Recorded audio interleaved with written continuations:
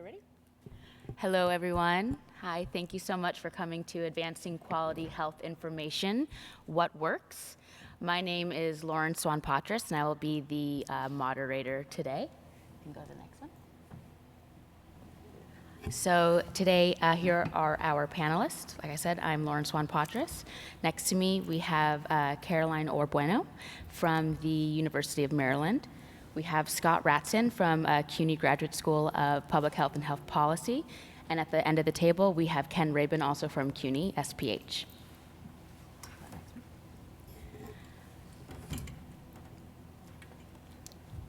And we have a frozen slide. There we go.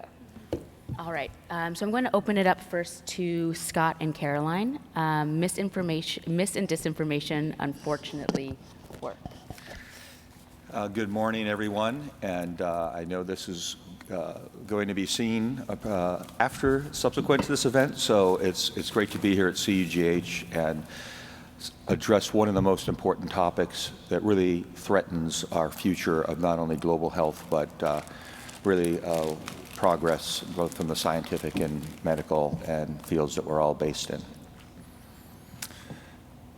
So I've been thinking about disinformation a lot, and not only this slide, but we have been engaged in thinking positively of what information and misinformation is about. And we saw this coming in March 2020. We wrote this article, an urgent call for coordinated trusted sources to tell everyone they need to know and do. We said this before COVID-19 was even called a pandemic, published by the National Academy. The 5 there means it was the 5th top paper that year. Having said that, these 3 questions of what we had put in the article have frankly not been addressed, and we continue to see challenges, including in yesterday's New York Times, of setting up mock news sources in plain sight. So the misinformation and this disinformation that we'll be talking about are indeed a huge challenge.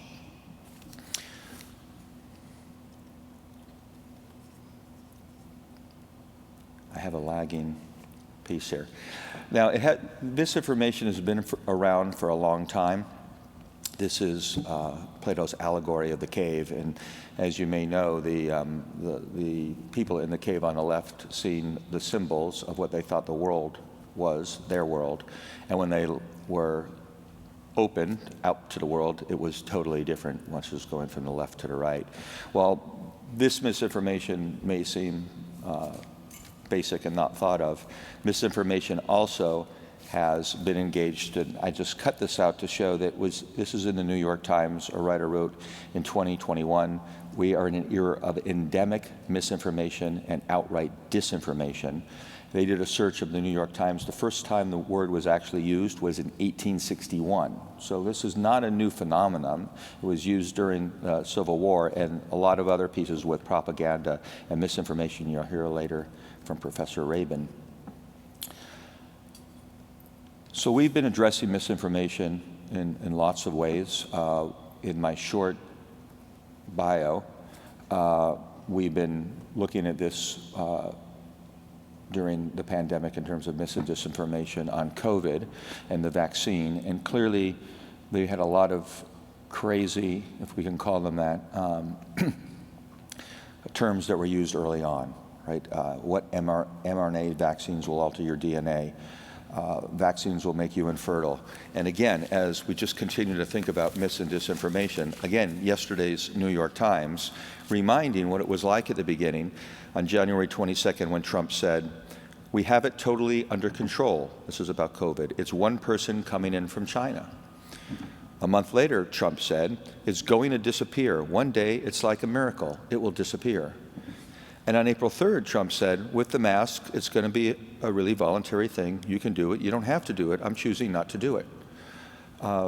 So we had the President of the United States, notwithstanding a whole list of people. We took a lot of these out. We were doing qualitative research in New York from March 13th onwards. Bill Gates' name came up as a negative, and all sorts of disinformation activities were underway. And we try to address this meaningfully. And we wanted to start right away with a discussion question, because many times we talk about quality health information, which is our positive approach, but a lot of people are thinking of mis and disinformation, and we wanted to bring this up as the first question. So my short answer is, does it matter if it's mis or disinformation? My short answer is misinformation and disinformation. The main difference is intent. And the article here in the Times of the Russians making up news stations and news sites such as the DC Weekly, the New York News Daily, the Chicago Chronicle, and the Miami Chronicle, and making them look real, and having some real news in there, but then disinformation in the midst of it, is the challenge that we face in the biggest way ever.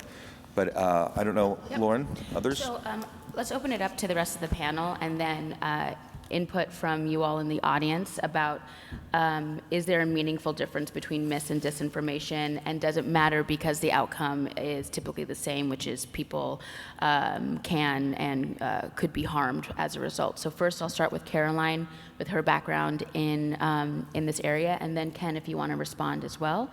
And then if anyone has any insights or thoughts, please come up to the mic and be sure to give your name and who you're representing here at the conference.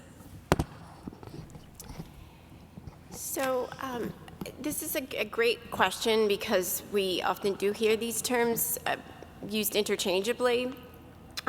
In terms of the impact of them, they are quite similar. People end up being misled, confused, it undermines trust. But if we're talking about them in terms of our approaches to countering and mitigating them, that's where the distinction really does come in and become important. Like Scott said, the real distinction there is the intent. And because disinformation is deliberate, it is very often strategic, coordinated, involves networks and groups with a history and with planning. So it's not something that is generally responsive to tactics like fact-checking or other health literacy or media literacy interventions that might be effective for misinformation. So when we're looking at how do we address these issues and how do we reduce them, that's where the distinction between them really comes in, and that disinformation is a lot more difficult to address and requires a lot more strategy on our part, because we're going up against groups and networks who are strategic as opposed to just incidental misunderstanding. And Ken, do you have any insights from your background in PR? Actually, I went to the Hammer Museum yesterday with my daughter and son-in-law, and there was an exhibit of Korean art from the current period, really the latter part of the 20th century, and there was this marvelous work by a guy named Sun Young Kyung, who is about my age, 80-ish, and the art was in two parts.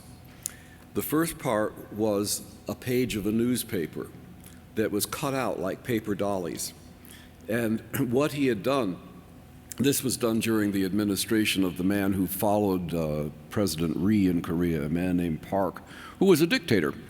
And he controlled the news, all of the news, every single story, except maybe for the vodka ads and for the comic strips. And even the comic strips are suspect.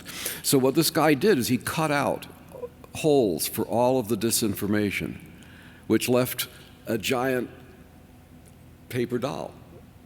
And then he took all of the paper from all of the stories that were disinformation and dropped them into a container in front of it, which was almost completely full, of course. The point is that disinformation is a tool of people who want to control you. And what we're going to talk about over the course of today is how you sort the disinformation out from the facts, and how you prevent disinformation from spreading. But I want to hear what you think. Is there a difference between disinformation and misinformation? Aren't they both equally dangerous because they both deceive you? What do you think? Tell me. And identify yourself as well, because this is going to be recorded for posterity for some reason.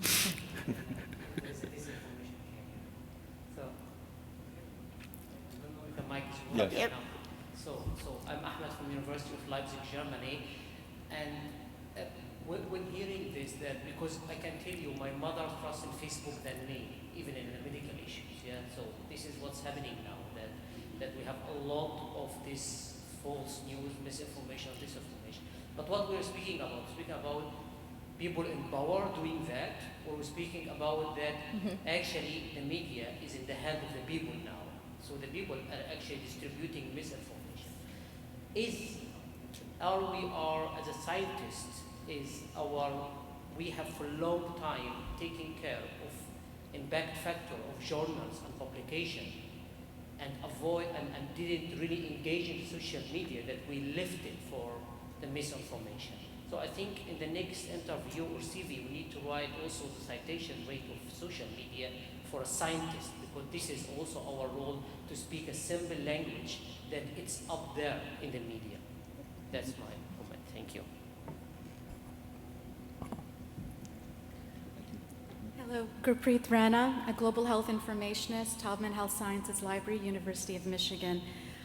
So yes, it's definitely intent, so misinformation and disinformation. I would also say that it's contextual. So right now what we're talking about is the spreading of it in a media landscape or as public health professionals. As an informationist and amongst health sciences librarians, we see misinformation in our classrooms all the time. And it's not that we discourage it, because we want our students to be exploring, but then we bring it back, right? We then say, okay, so where have you cited this information from? So what we're doing is we want to make sure that their citation hygiene, for lack of a better word, is correct. So I really think it can be contextual. What you're speaking of, it definitely is deliberate, and there is no space between the two. But when we're speaking about an environment of learning, I would say that having students explore and then bring them back and then say information, disinformation, let's have that conversation. Yeah, I really appreciate what you just said, because it points to media literacy, a source literacy that is important in higher education, but I would even advocate, K through 12, where we go back to teaching critical thinking and a sharp eye of where information comes, and for students to really sit with sources and how they're getting that information. Thank you, Lauren. Yeah. Absolutely. We're getting ahead to solutions, which is excellent, and we hope to get at the end of this session, right? What works, what to do. And we wanted to really remind how misinformation is a public health threat. This slide shows the cumulative deaths that people who died from not getting vaccinated. Here it says about 300,000 preventable deaths. Peter Hotez quotes about 200,000 preventable deaths, but it's a huge number. We still have misinformation causing deaths from COVID today for people who are not up to date on the vaccine. And we also have been looking on the right side of this why people are not vaccinated, and it also reminds us of how we need to have quality health information. People are worried about side effects, but not trusting the vaccines and not trusting the government are endemic problems that we need to work on. 32% don't believe it, and 28% plan to wait and see it. It's safe. We've been doing a whole series of these. This was the counterfactual scenarios, but this is just through 2022. Now, we also have had a number of different systematic reviews. This is one that was actually done by Claire Wardle and her group up at Brown, But what's most interesting in this is of the 65 papers, of the 50 papers that they looked at, 65 outcome members, there were very few public health experts that were engaged. Only 18% of the papers had public health experts, and then they didn't have the kind of outcomes that many of you in the room might think would be important, such as intent to vaccinate, attitudes toward the vaccine, willingness to pay for the unproven treatment, and also the suggestions that funders should engage, or in this case, they're recommending funders should engage with epidemiologists in the public health side. I lead a health communication for social change program at CUNY School of Public Health. We believe that students who have a health communication background should be engaged in these kind of campaigns and activities as well. And we're maybe not even looking at the right outcome measures. The systematic review reminds of what we've learned. It has an end date. Now, we're fortunate on the panel to have Caroline Orr, who actually is the author of this article in the American Behavior Scientist, and I'm going to let her speak to the health behavior theory to address COVID vaccine hesitancy, her scoping review. Caroline, you can stay. So in this study, basically, I'm not going to go over all of the results because there were plenty, but as Scott noted, one common finding was that we weren't seeing a lot of the key outcomes being measured. We weren't seeing actual intentions and behaviors measured in a lot of articles. And kind of the consensus, the conclusion was that what works is really different for different segments of the population, and so there might be a strategy that's effective for one narrow group, but not for others, or there may be a strategy that is effective for young people, but not older people, and there were really some complex divisions there in terms of what works. And so I think, one answer to that question is it's complicated. There is also in the literature, there tends to be this vocabulary mismatch problem where one person is using, one is perceived self-control and another person's using perceived self-efficacy, and terms that are really very conceptually similar, but using different terminology so that it makes it very hard to synthesize and compare across the literature, and that makes it hard to determine what works.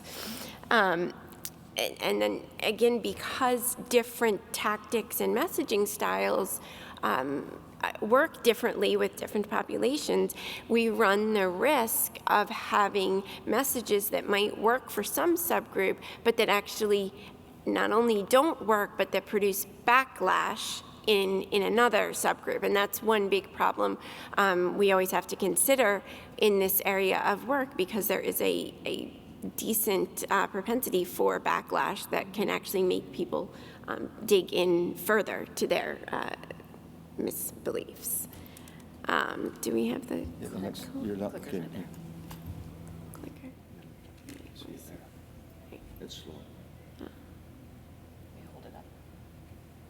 There we go. And so another sort of answer to this question of what works and why we're not seeing more effects of some of these efforts to mitigate and counter misinformation is because misinformation is only one part of a large, complex ecosystem of problems. And this by no means encompasses all of the problems in that ecosystem. But it gives you an idea of some of the interrelated, interconnected problems we are dealing with in addition to misinformation. So during the COVID pandemic, we saw a huge problem with this crisis of trust and crisis of credibility. This loss of trust in institutions. There was a steep decrease in trust in science and scientists. It's been hard to find messengers who are perceived as credible by large swaths of the population, and so we've really had to work to find people who are perceived as credible for different groups. And then getting back into this issue of disinformation, I think a lot of public health professionals and other scientists were not prepared for the adversarial nature of the information environment, and that they weren't just going to be dealing with people misunderstanding things or miscommunicating things, but that there was going to be a non-trivial percentage of the population who was actually going to be deliberately and willfully misrepresenting their work and even, weaponizing it against them for malicious purposes. Good, next slide. And then I think one of the biggest challenges that we still face, that we faced during the pandemic and that we still face now, is that we often in our minds want to separate mis and disinformation out from science and say science is here and misinformation and disinformation are over here. But the reality is that they coexist in the same environment, and often misinformation both, can stem from science and scientific processes. And we saw this manifest in a variety of ways during the pandemic. We saw these trends of science by preprint and science by press release really become, some of the predominant methods of scientific publishing. And, there's nothing wrong with preprints, but when they became one of the dominant forms of publishing, what happened was you had things like the hydroxychloroquine paper that got published, got spread widely, people believed it, and still years later now we're dealing with the effects. Some of the other things we saw were like the VAERS database. This is a legitimate CDC database of reported vaccine side effects or injuries. They're not confirmed. A lot of things in there are not actually related to the vaccine, but that database is publicly available and has been exploited and weaponized by people seeking to undermine confidence in vaccines. And then I'll say one last thing about this. This is related to both the science by press release and the name of the initiative itself to develop the vaccine, the Operation Warp Speed. And that gave the impression to a lot of people of a rushed process where speed instead of safety was the primary concern. And the same thing happens when you have pharmaceutical industries releasing a lot of press releases that really talk up their company's contributions and leave out this history, years and years of history that went into developing the mRNA vaccines, which leaves people lacking confidence, in their safety and efficacy. Yeah, so what I'm hearing is that there is a gap from research from the academic side and into the translation into the public communication side. And there were opportunities for mis and disinformation and bad players, for lack of a better word, with disinformation. And so I'll turn this over to Scott with your background as the editor-in-chief of the Journal of Health Communication. How can we encourage researchers to invest more time and effort into explaining their work to the public? Okay. Thanks, Lauren. There's lots of challenges of, even when you look at the meetings, such as this one, of where we have communication researchers, where are they based in which institutions, and how are they supported. And the unfortunate reality has been that health communication, and I've been editing the Journal of Health Communication now for 27 years, we get almost 1,000 manuscripts a year from different people now. We have great depth and scope of where they come from, but it's not just published research. It's also integrating formative research, communication research into all parts of public health. And while it's not the session here today, there have been advocacy for addressing misinformation as a core function of public health. Dave Chofsky, the former commissioner of public health or health and mental hygiene in New York, wrote a piece on that in the New England Journal of Medicine. We're presenting it at the Association of Schools and Programs of Public Health. We've been really pushing on this for years, and there's a number of different programs in this regard. But how we do that also is to remind that we have good, strong evidence for years that health communication works. It's not meant to be in the old days, a postage stamp you do this and then you write it up or you mail something in. So I used to carry around in my back pocket, although it's 2010, use of mass media campaigns to change health behavior, because people would say, we're not going to invest in campaigns.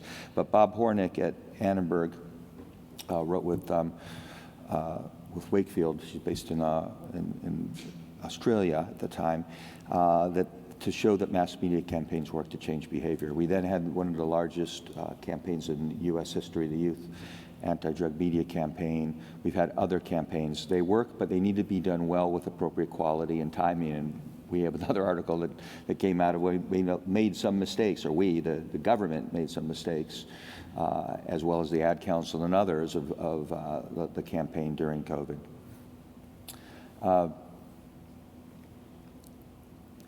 I also wanted to remind, and this is really the point here of what works and what to do. Everything of what works does not necessarily have to be an empirical randomized controlled trial. There's a solid history of health communication making a difference in this space. The first health communication PhD program, 1947. There are a whole variety of groups now, generally at the master's level, looking at some of these different areas, many of which you all have heard of, such as the social marketing that some programs focus quite a bit on. But the whole opportunity with digital communication and AI is something that also has to have a strong ethical base in this field. So what was mentioned by one of the discussants earlier, at the very top, we want to aim for health literacy, getting people to understand, obtain, and act appropriately to make their health decisions. And this is a science and art. We have a great professor from sort of the art side on my left who will be speaking about the art and the history of getting to health communication. But I am a believer in all of these. The multi-sector engagement, I think what Caroline said earlier, we didn't have the right messengers, or we couldn't find the right messengers.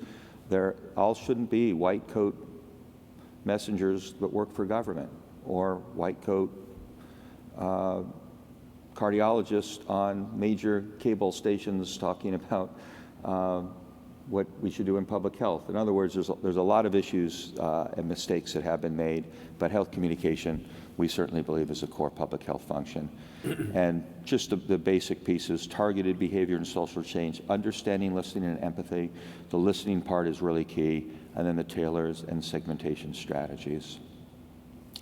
This model reminds, Celine Gounder had presented this at a meeting, and many of you have probably seen it, to mitigate online health misinformation. There's a lot that we can do. These are just some terms that have taken my slide, which was sort of the step up to health communication, of media literacy training.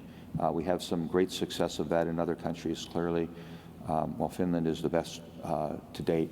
But other pieces that we can be doing to inoculate the pre-bunking, dealing with that we'll hear about later, correcting it, labeling content if it is on the social side, moderating it, and then really policy issues of deplatforming, whether it's policy issues, little p policy that could be done by the companies voluntarily, or big P policy that needs to be done by competent authorities in any country we might be there. And with that, I'm going to mention our Council for Health Communication, and then Professor Rabin will talk some of the pieces of what we just did at this. So we created the Council for Quality Health Communication, which has about 50 experts, over 50 experts, including others who are speaking at the same time here, Larry Gostin and others who have been engaged in. We put an event together here to turn back the tide of anti-science, to hear from people on the front line. Caroline has been one of the people on the front line who's had attacks, whether they're the doxing attacks or other attacks on her use or her research even in misinformation. But then we also had people, Sarah Gorman and Tara Kell and Sam Mendez, who've actually worked already on toolkits and playbooks, digital safety playbook that Sam Mendez did at Harvard School of Public Health. Tara Kell's one at Johns Hopkins and the Center for Health Security. So people are working to engage.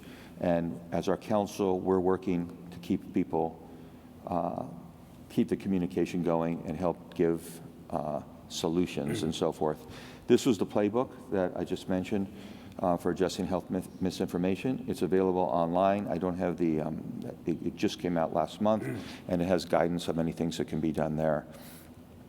This is the digital safety kit that I mentioned that Sam Mendez and Harvard has put together, and this is very well done. Both of them have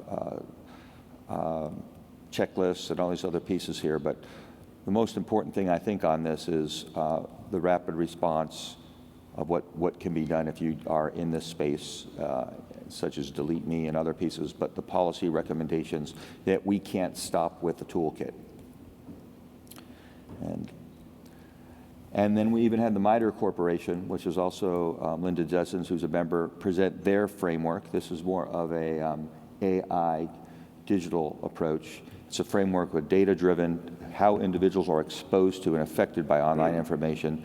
And then they have some new ways of actually hyper-segmenting with GIS software and other pieces to actually address the misinformation and intervene fairly quickly. They're also working with us on the council, and you can see some of the references of what they're doing with it right now. So we're in the crazy time. We see week on week newspapers are folding or closing up. I think I'm a Luddite. I'm one of the only 250,000 papers are now only printed by the New York Times, but 10 million people are reading it. It's still the agenda setter. So I still have some belief that we have good, solid media that can help us discern what's right or what's wrong or what's fake or what's not. But we now really have these arbiters, and unfortunately even more so, the politicians. And the quotes I read from the former president of the United States is enough to worry us in a big way. And you know, people don't know who or what to believe. And this was a survey that I think Caroline was going to speak to. So we're passing the... Sure. So just to put some numbers behind some of what we've been talking about, and these are from August 2023, so pretty recent. You know, somewhere between 60 to 80% of American adults are going online for health information. So, you know, the vast majority of people at some point are going for various reasons, whether self-diagnosis or just general interest.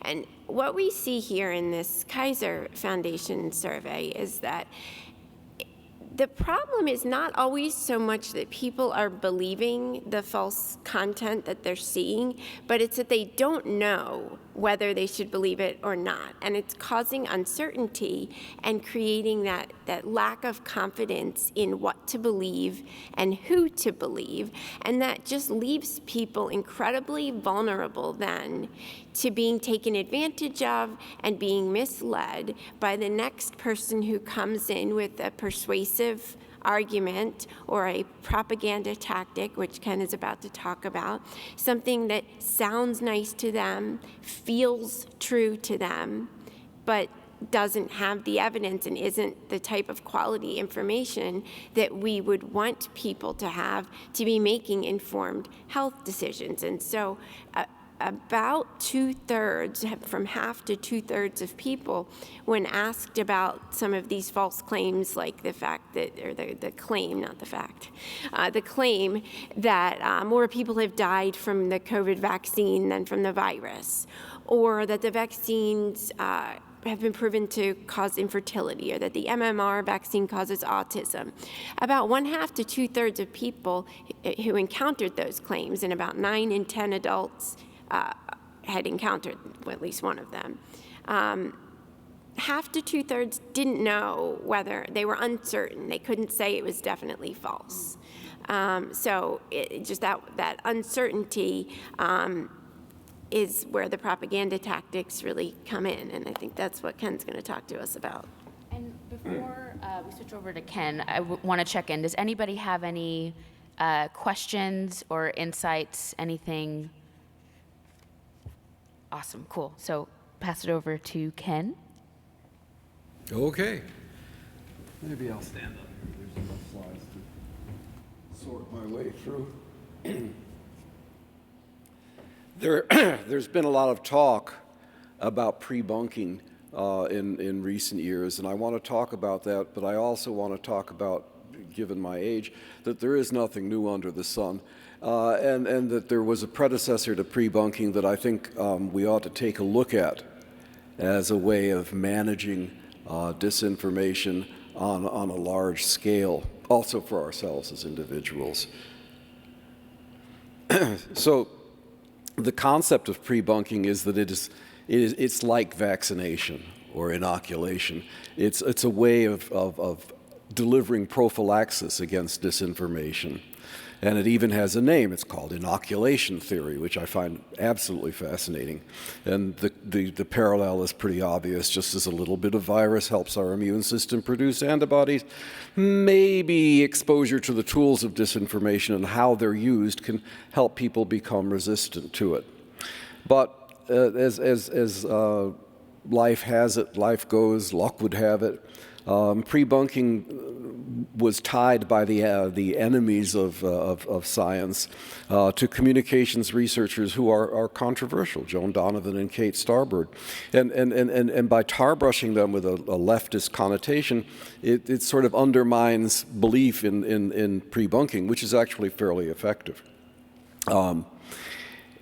And I think we need to look at it more closely, whether we call it pre-bunking or something else, because it is a very effective way not just to buttress the belief of the informed and the supporter, but if it's used right, it's neutral. It has no politics. It's a way to teach anybody to look at content and decide whether this content is valid or not, or why. What makes it invalid?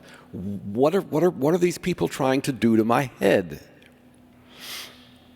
Happily, and when I talk about neutrality, Google is, to me, one of the greatest platforms that's ever been developed to normatize. It's a normative platform. In some senses, I was telling a person from Google the other day, in some senses, you've replaced public education. Because everyone accesses Google.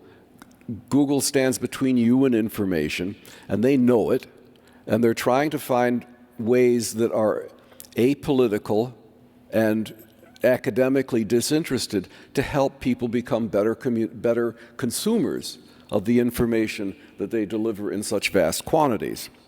So what they did was an experiment. A branch of Google called Google Jigsaw worked with researchers from Cambridge and Bristol University in the UK, and they created some videos that taught you how what types of different manipulation can be used in communication.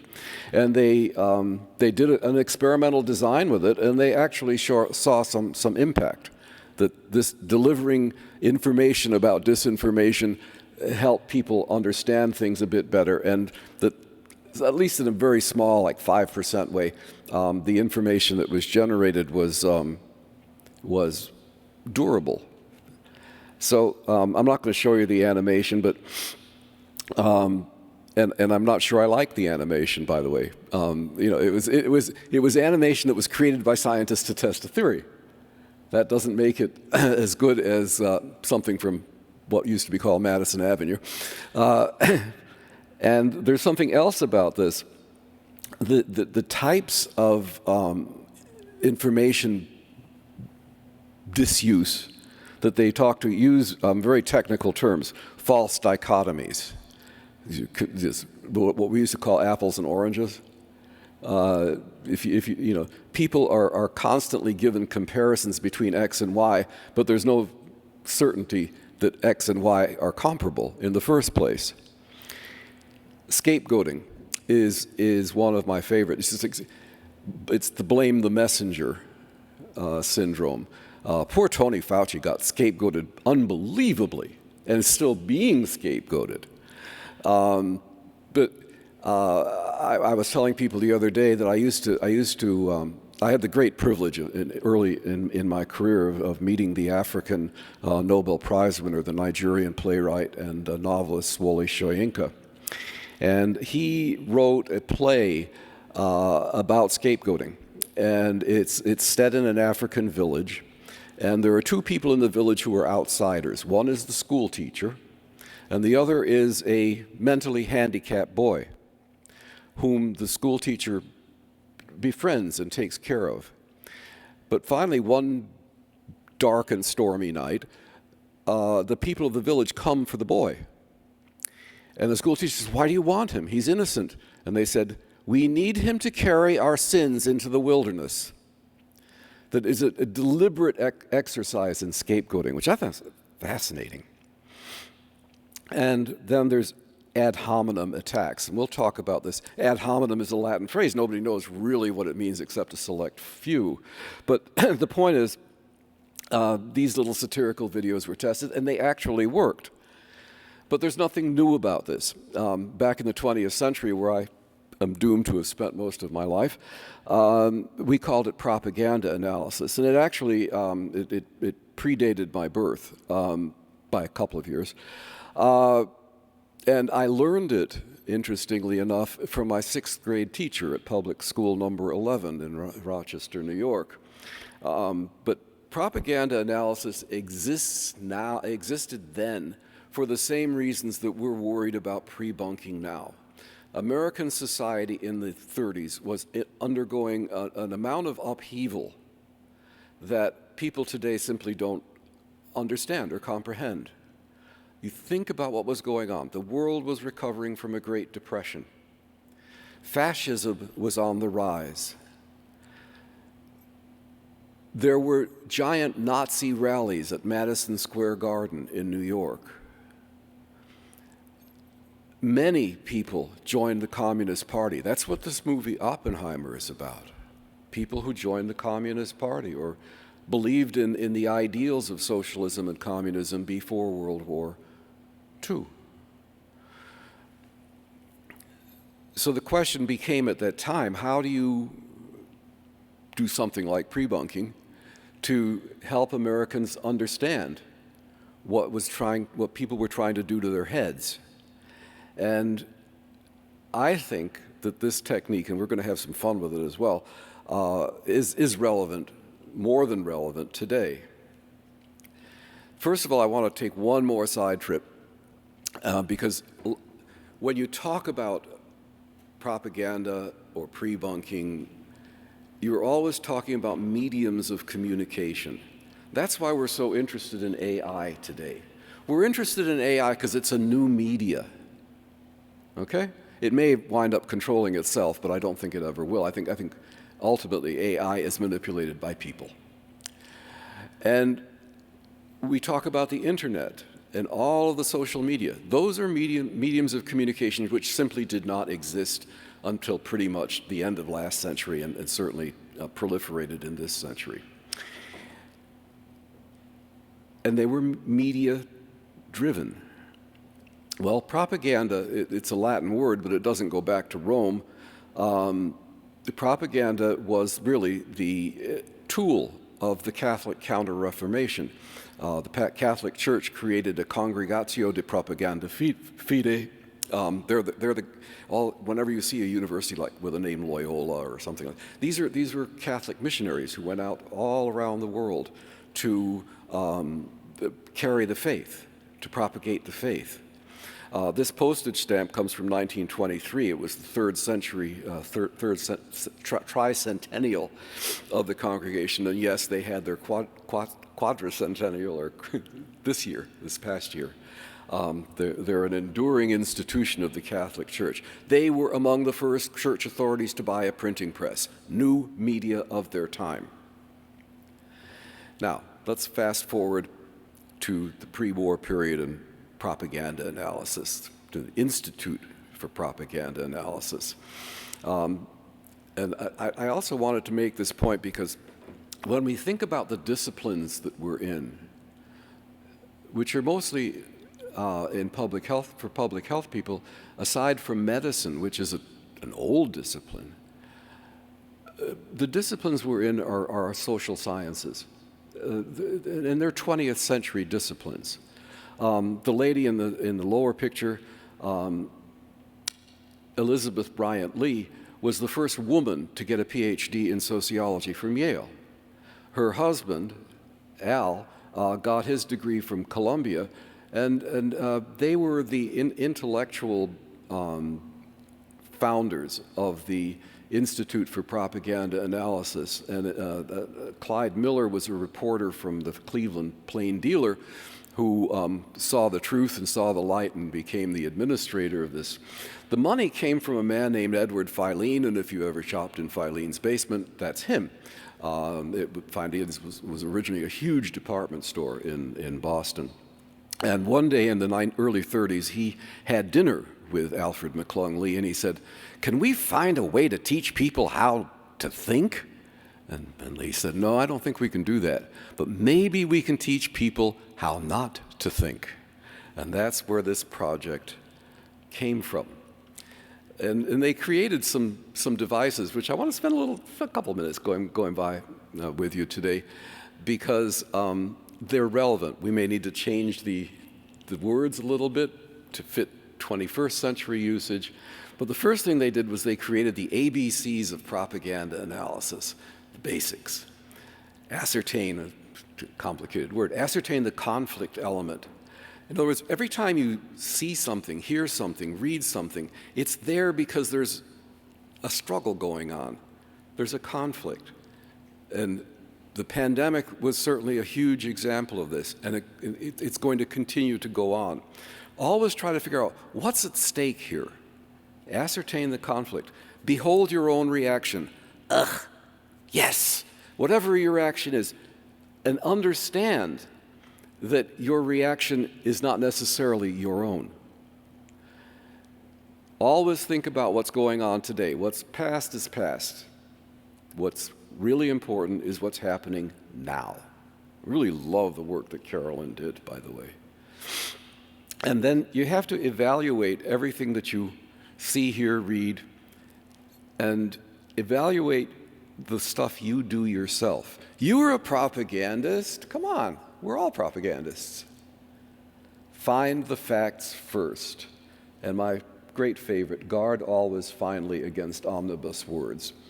My omnibus word for today is freedom, because the people who oppose us are using the concept of medical freedom. It sounds wonderful. I have the freedom to choose to take a medicine that might kill me or avoid a vaccine that could save me. But it's freedom. Freedom. Other people have used freedom to great effect, and we appreciate and admire and respect them. What are Martin Luther King's speeches about? What's the Declaration of Independence about? What's medical freedom about? Something entirely different. They've co-opted a word we like. So, one of the truly seriously manipulative and negative forces in American society in the 30s was a man named Father Coughlin, who had a radio church, the media of the day. He was an incredibly powerful radio presence, kind of like some of the talk show guys you have now, kind of like Hitler, who really knew how to use radio. And he was spewing ultranationalism. He was an early MAGA. And the question became, how can we look at the things he says and the things he writes and try to understand what he's doing to manipulate us? And the 7 propaganda techniques that our friends, the Lees, came up with were name-calling. Name-calling, by the way, is a nicer way or an easier way of saying ad hominem. Okay?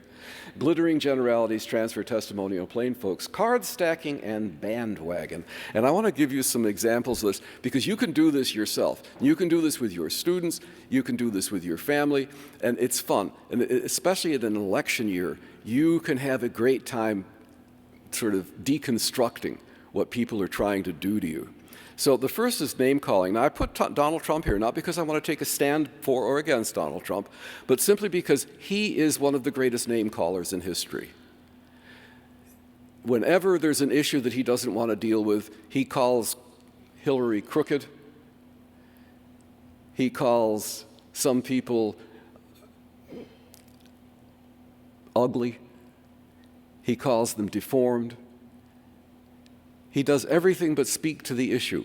Instead, he attacks the person. He is a brilliant name caller. Whether you like him or not, he has mastered this technique. Glittering generalities. We do this all the time. And commercial advertisers do it most of all. Is this slush stuff creamy, dreamy, icy, and chocolatey? Well, I suppose so. But that's the principle of the glittering generality. Too marvelous for words, impossible to prove. Transfer. This is the obvious stuff. This is where, why do these guys wear flag pins? Why do they surround themselves with flags on the stage? Why do we wear ribbons to advocate for control of a particular type of cancer? Because we're trying to make an association that will move people. So transferring who I am and what you think of me to a bigger subject. Testimonial, that's very easy. And there is the lovely Simone Biles, who is brilliant. She is the most recent of a long line of celebrities, mostly sports celebrities, Michael Jordan. The first one, by the way, was a guy named the Reverend Bob Richards, who passed away recently, who was the first man to crack 15 feet in a pole vault. But they've all been on the cover of Wheaties boxes. Wheaties boxes like this have become collector's items. Wheaties boxes may taste better than Wheaties. Plain folks, this is obvious. Everybody's doing it. Anyone can afford it. It's wonderful, it's fun, let's all do it, you know. Plain folks, it's for people like you and me. Or if you want to go it the other way, you can say it's for people who can really afford the good stuff. It's snob appeal. Card stacking, this is really where the scientific points that Carolyn was raising earlier come in. It's where you take some truths and you organize them in a way to make your case. It leaves out a lot of stuff, but unless you're really pretty expert, you don't know that that stuff is being left out. And this is the kind of argumentation, false dichotomies, that lead people to accept an argument because you can make it look like science. You can even put footnotes on it. Bandwagon. Oh, I love this one because bandwagon means everybody's doing it, why don't you? And I'm a great fan of the recently departed television show Mad Men. You all watch Mad Men?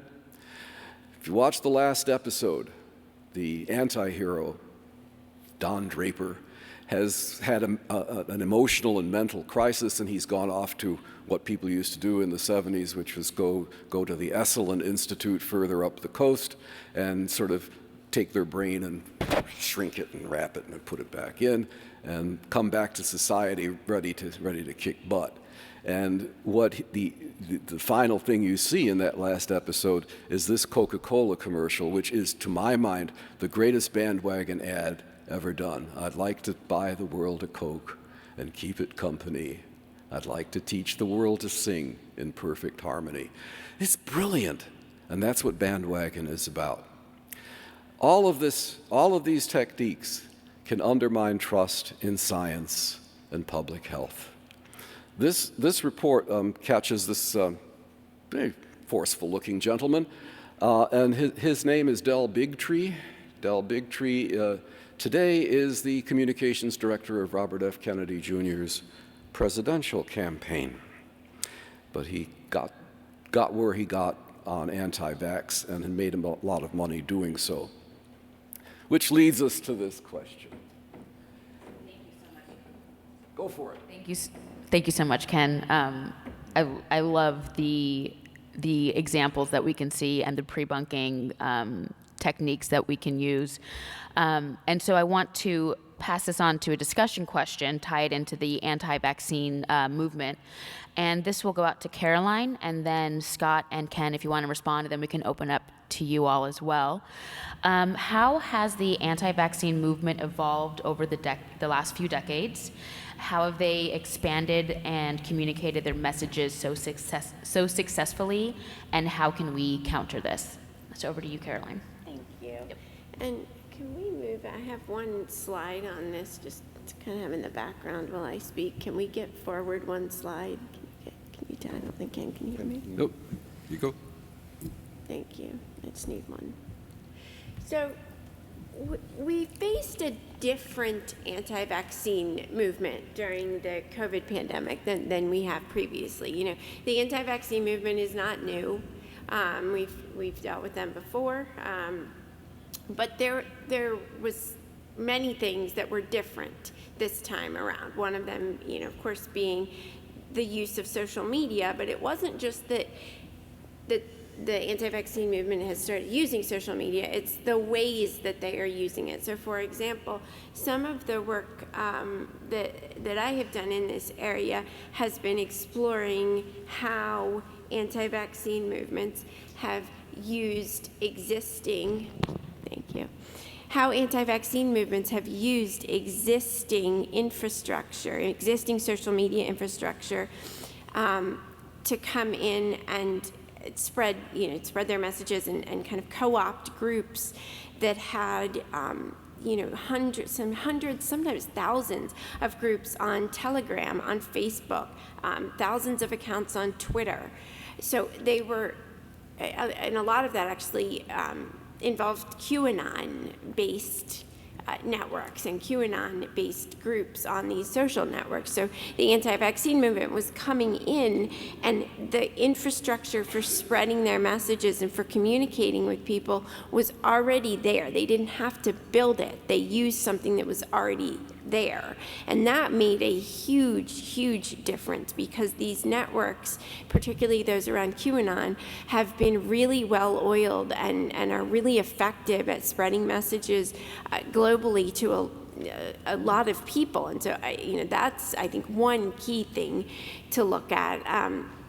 You can kind of see this evidenced in, this is just one example of many that I wrote about, but the Robert F. Kennedy's anti-vaccine website, it's called the Children's Health Defense, which is another thing the anti-vaccine movement is really good at. It's putting these labels on things that sound great. Throughout the pandemic, this is just a snapshot of a one-time, one incident in time, but it was this way throughout the pandemic, that his anti-vaccine website was shared more on Twitter among vaccine-related conversations than the CDC and the World Health Organization's website combined. And so, I think that speaks to something, again, about the effectiveness of these networks in disseminating the propaganda and the disinformation of the movement. And I think it also speaks to the fact that, in public health, some of our major agencies aren't doing that, because, the CDC and World Health Organization have been around for a while, and still aren't able to compete, with these anti-vaccine groups. And just a brief note on some of their messaging styles. They really do rely on emotionally salient, narrative-based anecdotes. Like one of the really, really effective strategies they use is to have parents go out and tell stories claiming, that their child was injured by a vaccine. And, it's hard to combat that, and it's hard to confront that. So I think in terms of what can we learn from that, well, maybe, we try to adopt some fact-based narrative strategies. I think that's at least one thing that we can take away, is that narrative is effective, and we can use that as well to promote good messages. Now, the one thing that you have implied in all of this, but it doesn't mention directly, is money. The anti-vaccine movement today is enormously well-funded. And there was an article in the Washington Post a couple of weeks ago that just talked about the leading specific anti-vaccine groups, including Robert F. Kennedy Jr.'s group, including Del Bigtree's group, that these people are running $100 million programs. Nobody in public health has that kind of budget to combat this. We have numbers, we have truth and facts on our side, but we haven't leveraged them. No. I'd like to open it up to anyone in the audience with questions or insights. I'm sure you've all had direct experience with this, so Yes. let's hear about it. And please introduce yourself. Sure, I'm Ben Johnson. I'm a science journalist and editor at Nature, based in London in the UK. We spend a lot of time thinking about mis and disinformation, and just thinking about money. The people who do have that kind of money are the tech companies, the social media platforms, and I go for lunch every now and then with a doctor who works for YouTube quite near our office, and I know that they do spend a lot of time. I'm not here to defend the tech companies, but they do spend a lot of time thinking about how they can support scientists, how they can promote, make sure that healthy information is as visible as unhealthy information. And I wonder what the panel think about how scientists, people working in public health, can kind of facilitate those discussions between the social media companies, the tech companies who have huge amounts of money, with kind of people working in public health and people like yourselves. Yeah.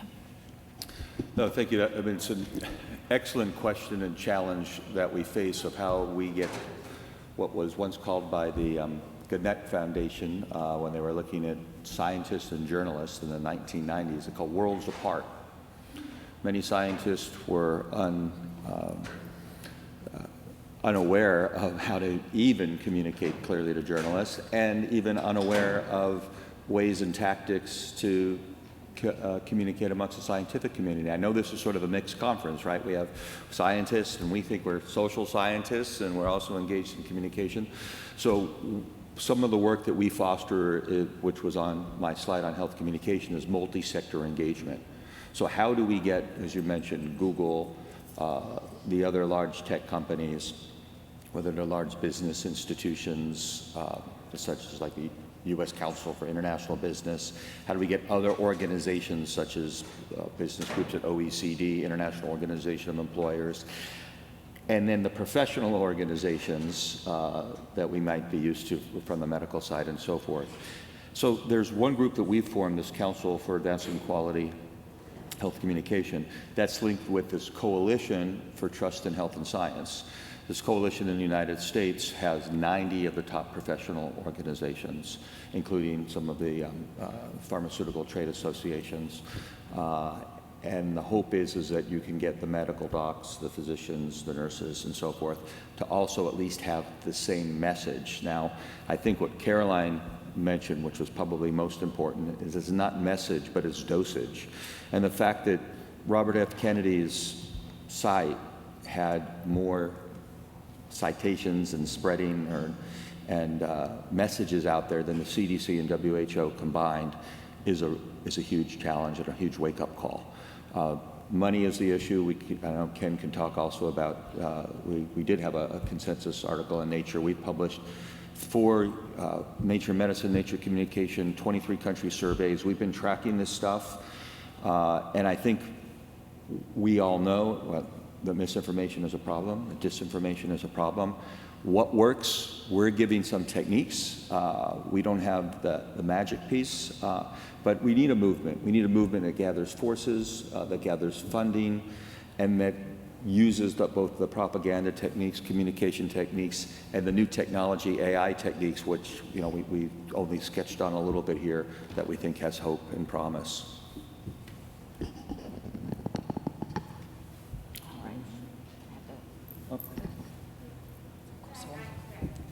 Please. I'm Shelley Burke, assistant professor at UCI.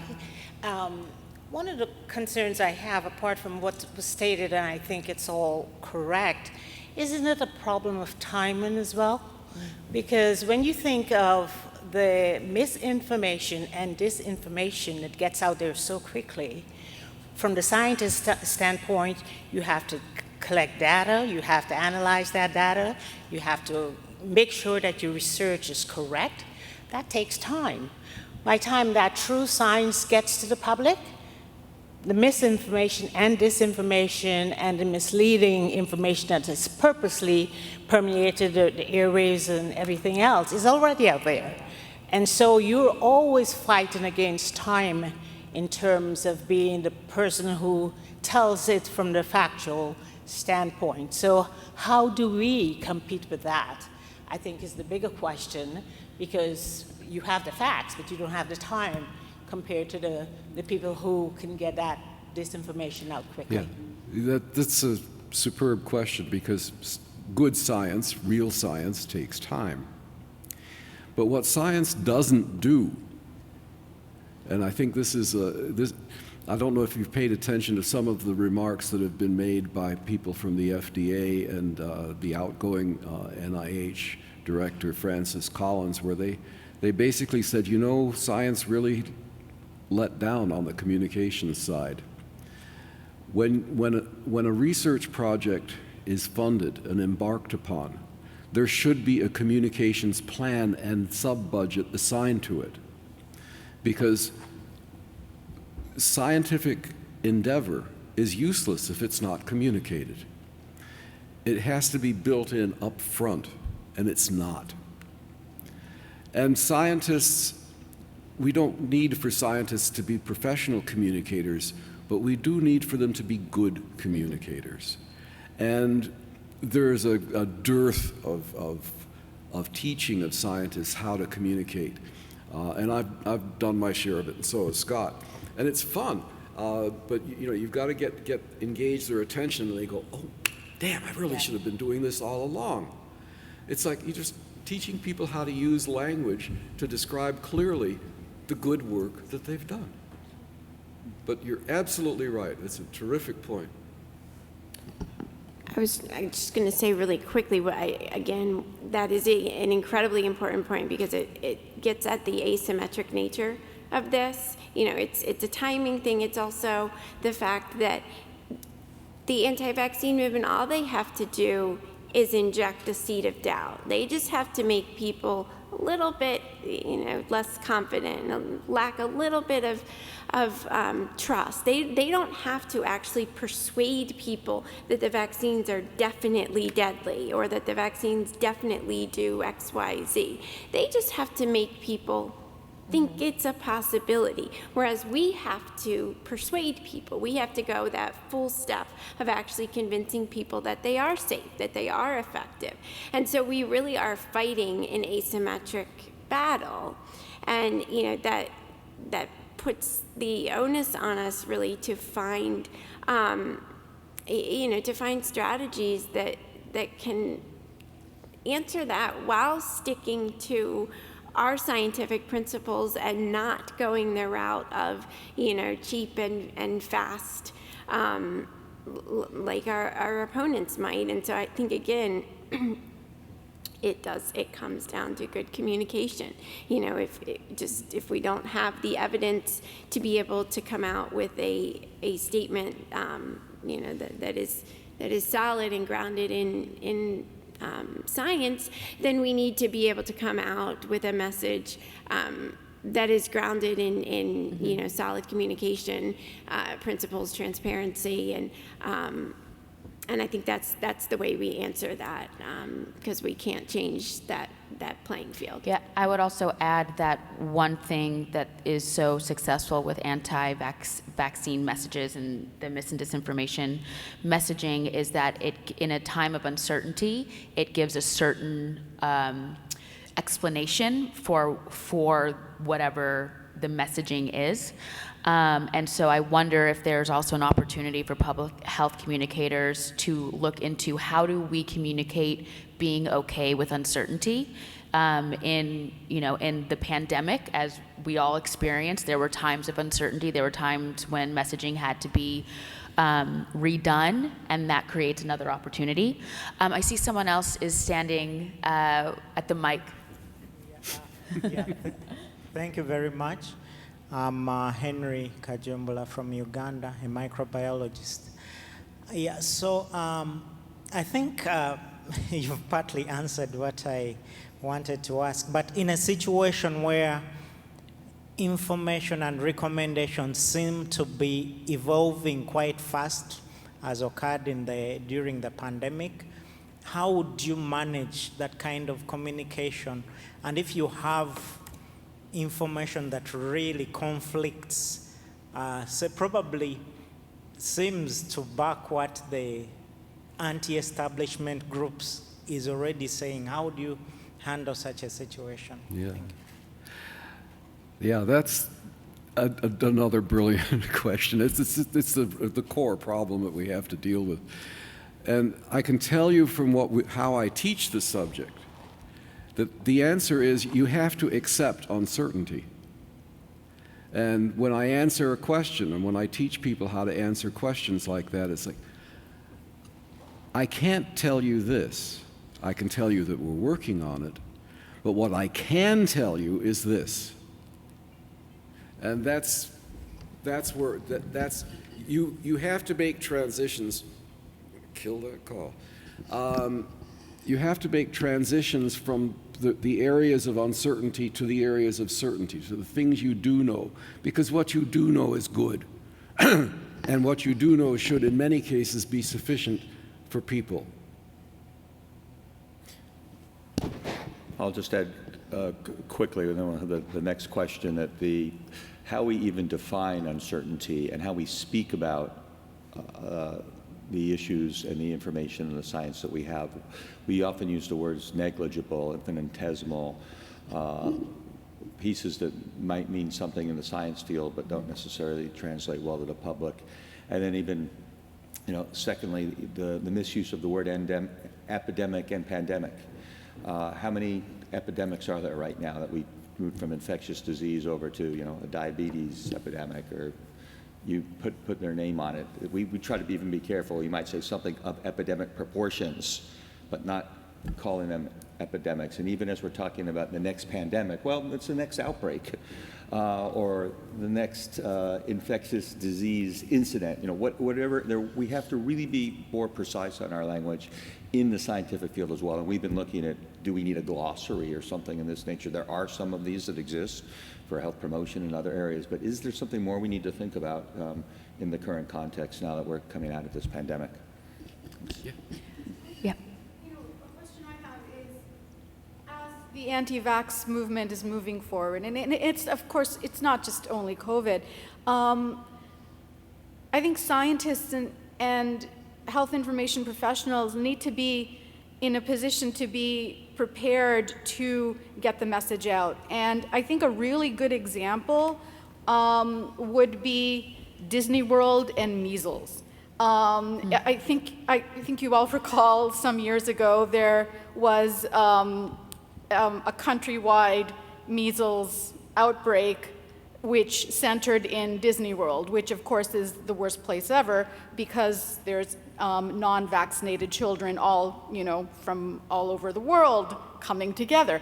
And then it spread. And so there was I'm not suggesting, oh, great, there's an opportunity to, but if there is such an opportunity, how do we take advantage of getting the message out? I'm not celebrating the fact that there was a measles outbreak.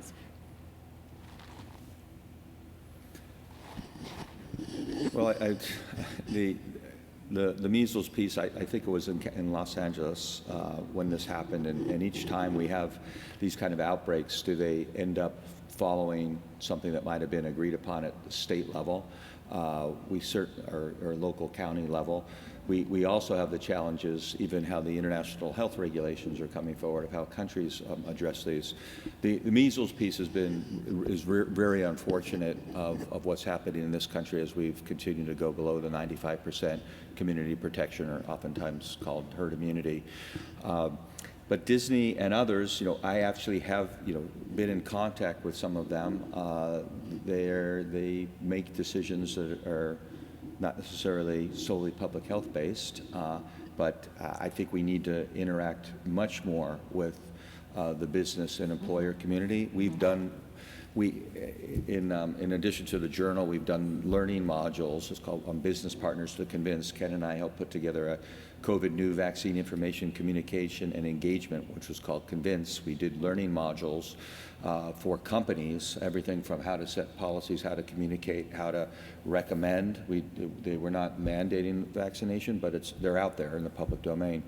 But the education pieces are only one part of this, right? And actually, when it happens, how well is that followed? And we've, I think, been happy that the U.S. Council for International Business supported it, but we have to keep it up now that we're past the pandemic. I think that's a great actual segue to this next section, which is, can we use the technologies at our disposal to teach people how not to think? And I will turn this next question over to Ken, which is, how can we use AI and other advanced communications technologies to track health mis and disinformation and counter it with measurably accurate and resonant responses? Well, in one sense, technologically speaking, I'm the last person in the world to ask about AI. But what I do know about AI, see how I use that technique, is that if we want to speak to people in their language with spokesperson they identify with, AI is the perfect tool to do this. We can custom design response mechanisms and communication mechanisms that talk to anybody of any political persuasion, of any race, of any religious persuasion about what to do. Because there are people in this field who we can communicate with to help design these systems. People who understand the language of the audience they and we are trying to reach, and can speak to them in that language. We have to do this. If we don't do it, we're just going to be throwing words out there. We have to target. We have to customize. And AI is sort of like God's gift to those of us who want to do that. Yeah, I think there's It could also be the other. I say promise or peril, or two-tailed approaches. There's good news, anyway, and there's good news, and there's bad news. Well, and I think that what you're pointing to, there's also I would say, a gap between research, academia, and what is practical and what is being communicated to the public. And so I think we as public health communicators need to be invested not only in the research, which is incredibly important, but working with groups on the ground and within communities to make sure that the messaging and the tools, the skill set, the technologies are all being used, and quickly, because as we've discussed here, and also I think we've all experienced, that there's a lag time a lot of the time between the research and by the time it gets into the community. So that needs to be funded, that needs to be focused on. We've discussed adding competencies of health communication to higher education, making that a priority. And one thing that we can do, and I'll I'll do this slide. As managing editor of the Journal of Health Communication, there are many opportunities that we can look at this research and look at how it's being applied in communities. Right now, we have a special issue of this topic. And here are some of the topic examples, but we're looking at what works and what to do. We have the submissions are still open, but this is a growing topic that I'm noticing in research that's coming in. So if you have any submission questions, either for this special issue or if not for the regular issue, as we are focusing more on these topics, please come up to me after the panel and I can give you some more information. But that's one tool that we can do to really broaden the impact and the discussion of this. Do the next slide here. I'm going to basically just close this slide and just And I do mention the journal again, and I actually have a copy of the Vaccine Communication in a Pandemic, Improving Vaccine Literacy to Reduce Hesitancy, Restore Trust in Immunized Communities. I have a couple of copies if people are interested also in supporting or engagement in the next special issue that Caroline and I are working on addressing health misinformation. And very much the topic of this session here today. But it is new threats on the horizon. Quality communication, how do we have quality communication with AI or in spite of AI? So we really have to think hard about what to do, and we know what we're up against. So these are kind of the final three thoughts. Anticipate it, bring our social science at all ends, develop long-term community relationships. Some of this communication, we're talking about science, we're talking about local level, employer level, but communities communicate. And there's a lot that we need to do there as well. And strategies are not just campaigns that are mass marketing and social marketing. So that's kind of it. I think if the last, Lauren, for each of us to say. Our final discussion question. So if every panelist can answer this, then we can open up to the floor for your responses, questions, and thoughts. What determines quality when it comes to information, and how is quality measured? I'll start here. If you look at the literature, there are dozens, possibly, I think I identified like 112 or something, potential indicators of quality information. This is accuracy, it's reliability, it's the timeliness, the relevance. But I think to me the important thing is that there are different perspectives on this. Different people are going to see the quality of information in very different ways. And this gets back to actually one of the first things that we were talking about, which is this idea of, people deliberately sharing information that they know is false. And, when we look at information as scientists, as researchers, we are prioritizing the accuracy and the credibility and the veracity of that information. That's the most important, set of features to us when we're evaluating information. But that's not always true. When certain people evaluate information, they're looking for it to be useful, maybe to win an argument or to harm an opponent. They're looking for totally different features of information, and accuracy and credibility are not even among their top values. And so for them, quality information looks very different than it does to us. And so I think, keeping in mind that there probably is not a single set of indicators, but at least within the scientific and research communities, these indicators do generally tend to include accuracy, reliability, source credibility, timeliness, relevance, the surfaceability, readability, whether people can understand it, and again, there's over 100 of them. So we're fortunate that we have a great researcher with Caroline, being able to look at the 112 and to help us try to understand what those are. When I've been involved with quality, with the National Quality Report Card, this was something that was recommended by the U.S. Congress. They tasked the then Institute of Medicine, now in the National Academy of Medicine, and I was on that for 2 years to try to figure out what that National Quality Report Card would look like, this was on quality, the whole health system, which was even more than 112. I think that's kind of what we need to do. We don't have the answer here today. I think we need we need the 2x2 or 3x4. What are the 3 questions that people care about? And it very well could be, the areas that are, timeliness and satisfaction and so forth.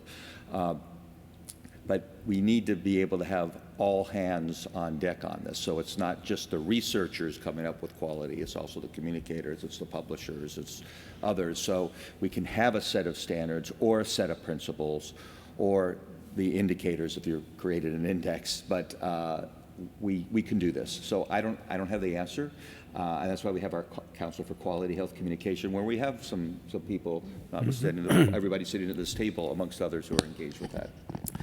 Well, the only point I'd raise in this is you have to pay attention to what success is. I used to work for a person who always asked at the end of a presentation, whether like this or to sell something to a client, what does success look like? And we need to define that. In business, it's pretty easy. Did I sell the product? And I think it's pretty much the same for us, too. Well, thank you so much to the panelists, and the floor is open for anyone with questions or insights. I think we're out of time. Are we at time? It's 10:30. We have 2 minutes. All right, well, if, I will be here after the panel if anyone has any questions or would like some more information for the journal. Thank you, everyone. Thank you, everyone, for attending, and have a lovely day.